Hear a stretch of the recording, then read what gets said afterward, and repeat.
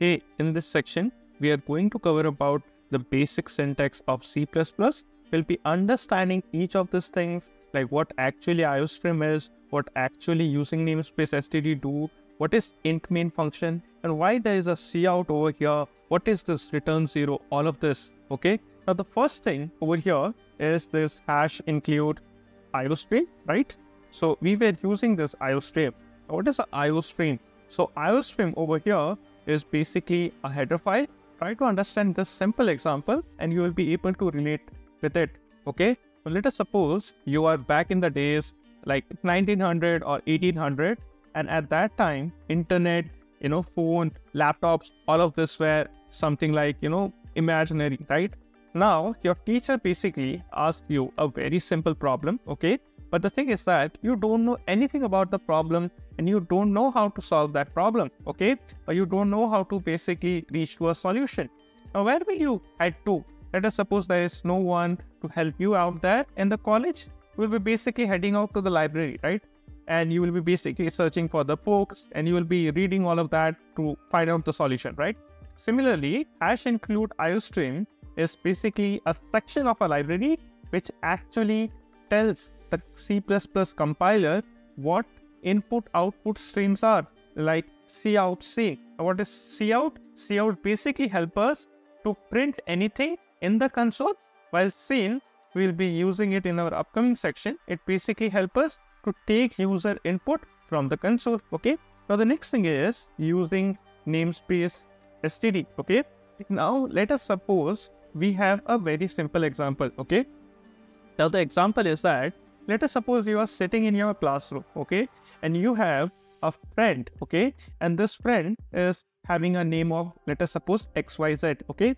Now, in your class, he is not the alone one with the same name.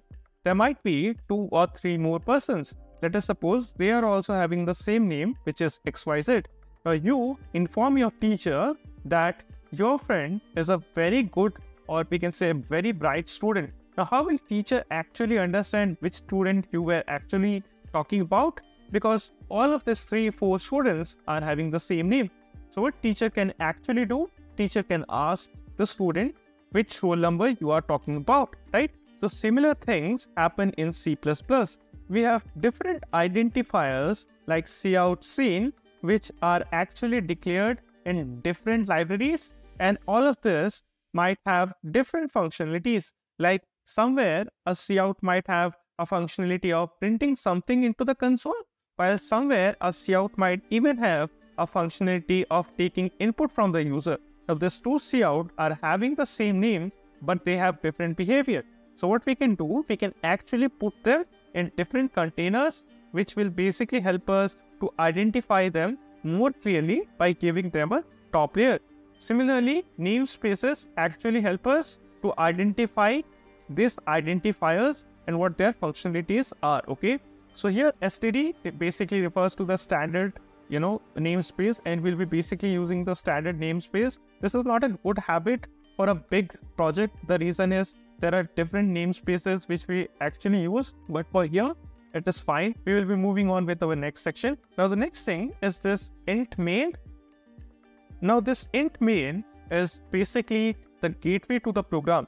Let us suppose we are having 2000 lines of code. Now, how will the compiler actually know where the starting point is, or where should I start with? So main function actually tells the compiler which is the starting point of the entire code, and most of your C++ code will have a main function, okay? Now, the next thing was this return 0, okay? Now, this return 0 actually helps us to identify that the code was executed successfully without having any errors. Here, we are basically having this int, which basically specifies the return type of this function, which is the integer, and we are returning 0, okay? Now, the next thing will be that we will be having this cout, and we were having something like this hello world, right? Now, over here, we were having a semicolon, right? So each statement in C++ ends with a semicolon, which actually helps the compiler to understand the end point of a statement. Now, over here, we are having this cout, which is basically console out, which tells us that we want to output something into the console.